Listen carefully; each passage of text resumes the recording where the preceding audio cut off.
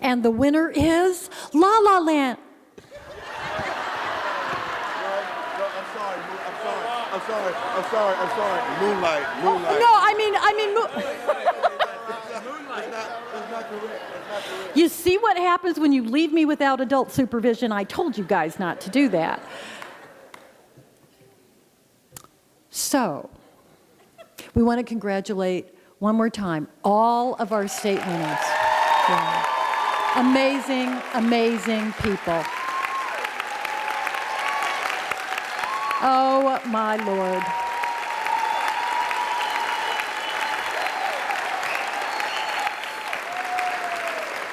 And you know, as we were giving everybody hugs up here and taking pictures, almost every single one of them said, "I just can't believe it's me." And I think that's how you feel when you win an award, because you know that you're doing work and other people are doing it too. And we want to recognize an example. It's not a contest. We want to recognize an example of the kind of work and the kind of heart our ESP members have. And that brings us to the announcement of tonight's winner. Our 2017 ESP of the Year is that person that exemplifies service to students in all three areas. The application says, what are you doing in your classroom? What are you doing in your school as a leader? What are you doing in the community? 18 years ago, this ESP began a career as a one-on-one aide with one student who was visually impaired. This person decided that the only way to fully meet the needs of that student was to learn Braille. So he taught himself to read and write in the Braille alphabet. He worked with that very same student every year all the way through high school until graduation. And along the way, as a paraprofessional who's part of a teaching team, he incorporated Braille in the classroom so the other students could develop an understanding of the ways that differently abled people functioned. And his students could work on the same things as his peers. Our ESP of the Year was born in Puerto Rico, and he's always been attuned to the challenges of people who sometimes are seen as outsiders. As a Latino, he's worked to make education, and especially the arts, accessible to Latino students. He wrote a bilingual adaptation of Romeo and Juliet, Romero y Julieta, for a summer theater group in New England. And he started a nonprofit Latino arts group. He's also worked with libraries. He's helped organize collections of food, clothing, toys for students, for families in his community. He's active in the classroom and all through the neighborhood. He's also active in our union, of course, because he knows that it gives all educators that voice to speak up for our students. He's the vice president of his local, the largest local in his state.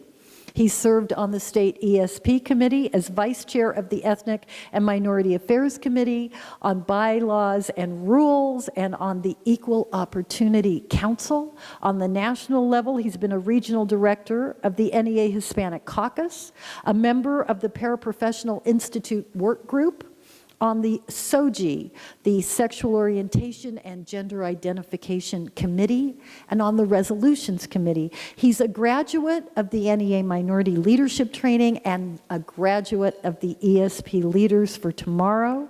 He was active in the ballot measure in Massachusetts last year, where we fought back and won that expansion of charter schools that will not be happening in Massachusetts. At one point in his career, while working full-time, he was homeless for several months. So today, fighting for a living wage for all ESPs is one of his passions. Our ESP of the Year has received many, many honors. But for a New Englander, probably the greatest thrill of all was being recognized as the most valuable educator at the Boston Red Sox game at Fenway Park.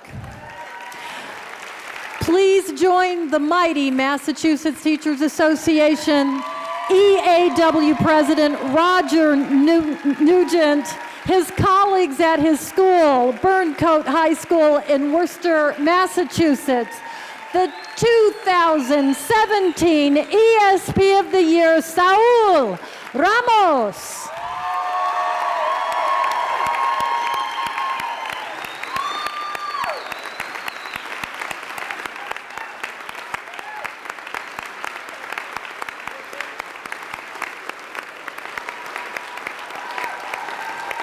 Give it up for Saul.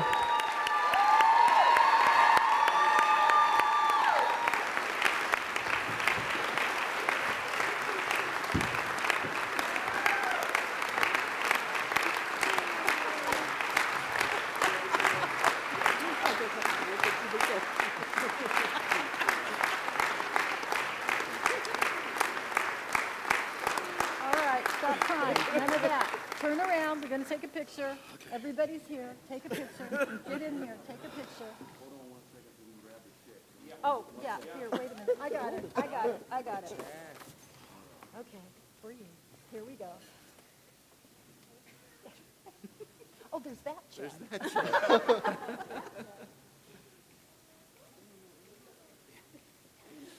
Breathe, breathe, breathe. So, as you can see, to take care of buying us all drinks tonight, Saul will be given $10,000.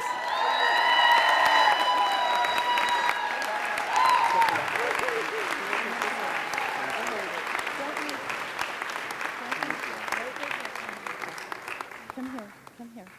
We're not finished yet. Come over here. There's one other thing that we've been working on for a while. And that is, for the first time, going to be announced tonight. We try very hard at NEA to have things that are comparable with where you honor teachers, you honor an ESP. So we have balance in committees, we honor the teacher of the year, we honor the ESP of the year. The place where there was always this kind of an imbalance was there's been at Emporia State, Kansas, at the university, a Teacher Hall of Fame. The National Teacher Hall of Fame, and NEA usually makes a contribution to that. It's not our Teacher Hall of Fame, but we're part of it. There is no ESP Hall of Fame. And so we've been working with the National Teacher Hall of Fame. Starting this year, they will have a special wall that will honor the NEA ESP of the Year at the National Teacher Hall of Fame.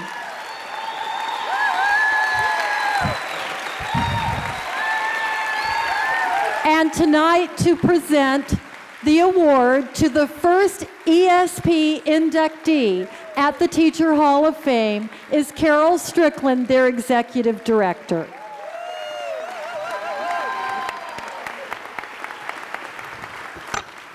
Thank you so much. When I first heard the term ESP, I thought as a teacher it was extra special people. And because that's who you are. You know, we're a team. And I've always said that the education profession is the most important in the world because without it there would be no other professions. And to me, the ESPs are the pillar of that foundation of what we do. So I want to say thank you on behalf of the National Teachers Hall of Fame. We started 25 years ago as a small nonprofit to honor 5 teachers a year. And I've had the privilege of working with the Hall of Fame for the last 3 years as its executive director, and we've expanded. So educators are involved in our 1 in a Million campaign, our registry of distinguished educators, and Sadly, we have a lot of ESPs on our Memorial to Fallen Educators, which you helped raise money for and spread the word about.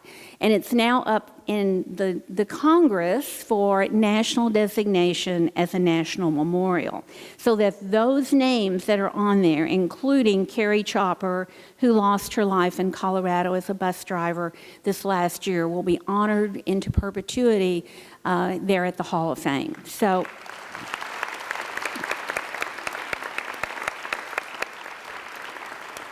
when we met with Lily of how can we involve the ESPs, it's a Teachers Hall of Fame, we can't change the bylaws, but we can incorporate you into what we do. So we decided what we would like to do beginning this year and continuing each year is to honor the ESP of the year with NEA with a display in our museum on the ESU campus in Emporia, Kansas. We will also feature them on our Facebook page and our website, and we will spread the word that we're all in this together, because without ESPs, we could not have public schools.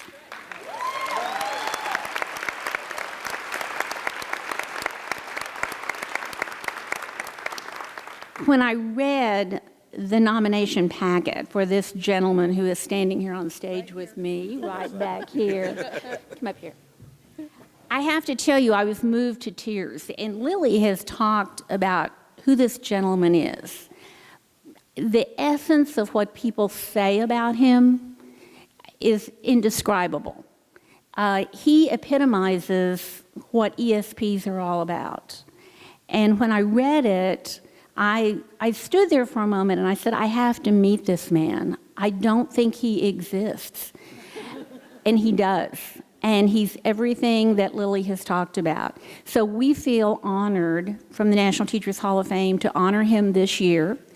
And he will be introduced at the reception we have at the NEA headquarters in April in anticipation of Teacher Appreciation Week.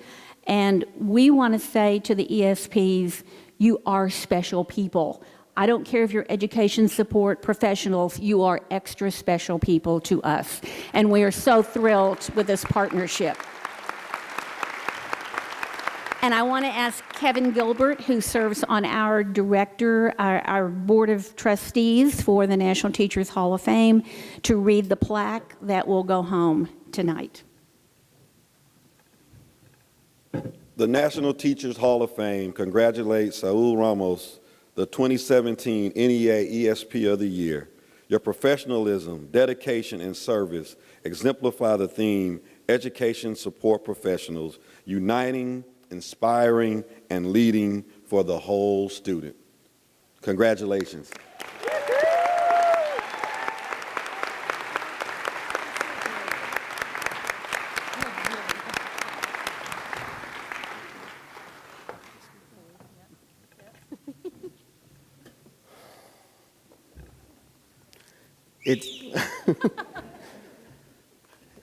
It's kind of surreal, you know, like walking up, I was like, wait a minute, am I still sitting down or am I really walking up there? First of all, I just want to say what an honor it is to be standing here before you. Like Lily said, I entered the classroom 18 years ago, and never in my wildest dreams I would have thought that one day I would be honored for the work that I'm doing.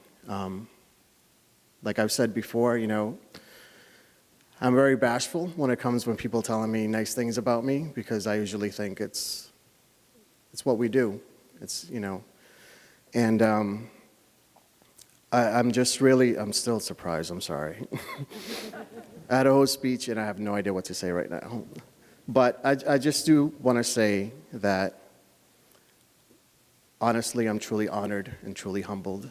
You know, in the past 18 years, I've met and worked with some amazing educators, teachers, ESPs, but I've also had the privilege to work with some amazing students who not only did I teach them things, but they taught me things as well. They taught me to appreciate life. They taught me to be more than I can be. And I'm blanking out again, I'm sorry. I'm very grateful. I've learned so much over the years, and first of all, receiving this award from our current leadership to me is very special, because I was raised by a single mom after my dad passed away, and between her and my grandmother and my aunts, they raised me, so I know what it is to be a very strong, determined, passionate woman. And to have this award come from the hands of 3 amazing and outstanding women of color that are leading our organization is such an honor for me.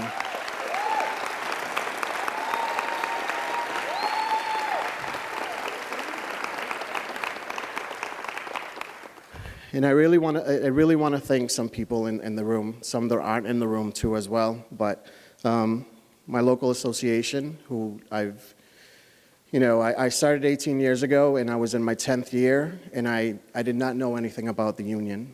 I knew I was part of it, but when someone talked about the union, I thought it was 2 people sitting in a room. If you had a complaint, you called them. And one day somebody approached me, and because of that person, things led from one thing to the other. I attended my first RA, and there it was the first time I met people from my state, and I was introduced to my then president of my state, and the first thing they said is, you need to go to the minority leadership training of NEA, and that was the beginning of it all. And some years later, I was able to do the Leaders for Tomorrow program, which class of 2015, you guys are amazing. I mean, it changed me, not just as far as my work, but also as a person. I don't think I would be standing here right now if it wasn't for that training. It changed me, they supported me. So Lisa, Connor, and Hazel, you guys are amazing. And I really want to thank my Massachusetts Teachers Association. When I first started, they took me under their wing. They encouraged me. They did absolutely everything. They saw something in me that I didn't even know existed. And there's a lot of people that I like to thank, but because of time, I know. There are 3 people specifically who have gone out of their way to make sure that I am where I am today with their leadership by inspiring me day to day. So thank you, Donna Johnson. Thank you, Kathy Meltsakos. And thank you, Jean Fay.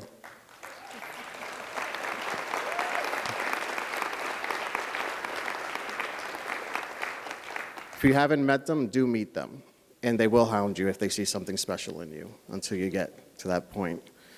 So I just wanted to say thank you. Specifically also, I want to say thank you to each and every one of you, because I know, even though I am standing here as ESP of the Year, I know there are many of you who are unsung heroes, people who sacrifice things every single day, not just to change lives, but to save lives, because that's what we do every single day with our students. I could stand here and tell you hundreds of stories of different people that I've met throughout the years. I can tell you about someone from Utah named Tim Bell, who was a part of our LFT class. He started out as a custodian. He's now one of our field reps. But he would go early every single morning, 1-2 hours before school, just to let kids in so they would have a place to be. I could tell you about Marty Alvarez from Michigan, school bus driver who has done so many wonderful things for his students. And I could tell you about Nancy Burke from Massachusetts. She created a garden, wheelchair accessible, so her students could go in and experience what it is to plant food, grow their own food, and do so many amazing things. So again, I thank you, and I'm sorry for the speech, but I'm really nervous. And like we've said I think throughout the weekend, go back and inspire, lead, and make sure that people know what you are. Thank you.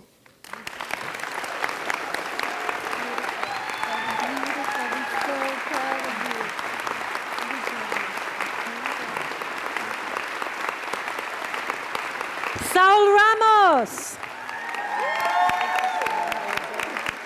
And give it up for member benefits, NEA member benefits, who wrote the $10,000 check. That's cool. And that brings us to the end of our very, very wonderful program. This is all about you and the best amongst us. So now I believe there's dancing. There's dancing. There is dancing. And drinks are on Saul. So thank you all for coming. We've got a lot of work to do tomorrow, so dance the night away. And if you're going to hoot with the owls, we still have to fly with the eagles in the morning. So take care, God bless, and thank you all.